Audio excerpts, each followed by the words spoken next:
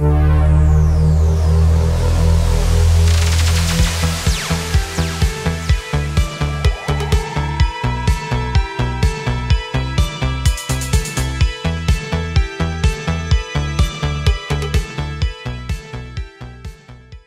cette leçon, nous allons voir comment bien démarrer une partie. On va jouer le moins possible nos pions.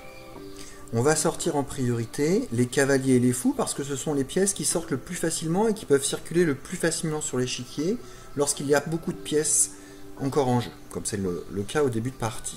Et puis on va essayer de mettre le roi à l'abri en faisant le roc. Alors on va regarder un développement qui pourrait être le développement idéal d'un camp, sans tenir compte de ce que l'adversaire va jouer.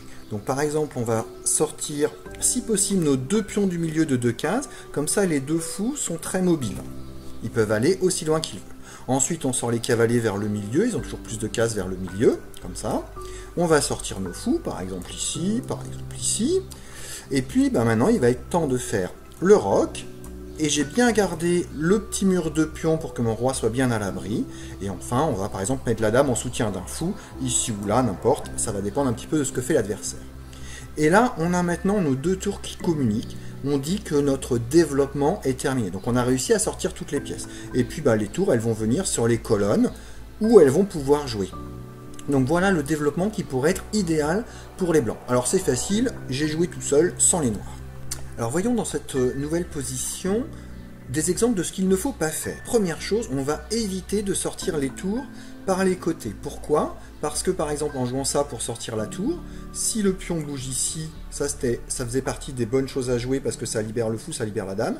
Dès que la tour sort, le fou peut la prendre.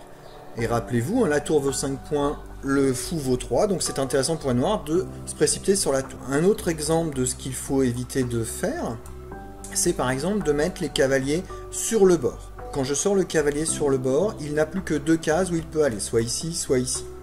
Alors que si j'avais sorti le cavalier vers le milieu, eh bien le cavalier a 4 cases possibles en avant, ici, ici, ici et là.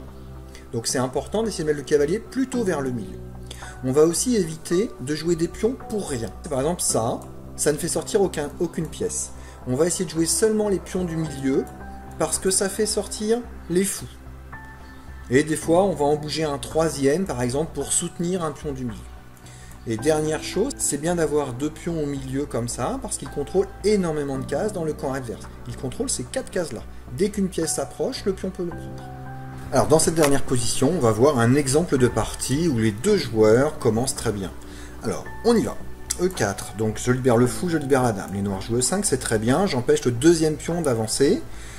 Je sors le cavalier, j'attaque le pion.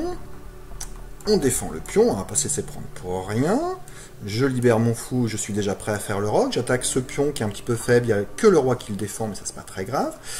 On sort le fou. Je joue ce pion en C3. Mon idée c'est je vais essayer de pousser en D4 pour embêter les noirs. Le cavalier sort, je prépare le roc. J'attaque ce pion qui n'est pas défendu. Hop, je défends le pion du milieu.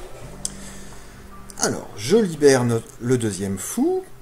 On met le roi à l'abri derrière un petit mur de pions. Les noirs font pareil, il n'y a pas de souci.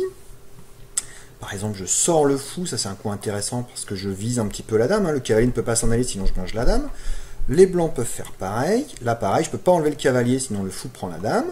Le cavalier vient là, il faut bien sortir les pièces. Le cavalier vient défendre également son collègue.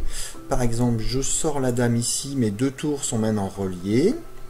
Alors B4, c'est un petit coup qui va embêter le fou des noirs, je suis bien défendu, le fou recule, et par exemple je mets ma dame ici en soutien du fou, et là aussi mes 2 tours sont bien reliés.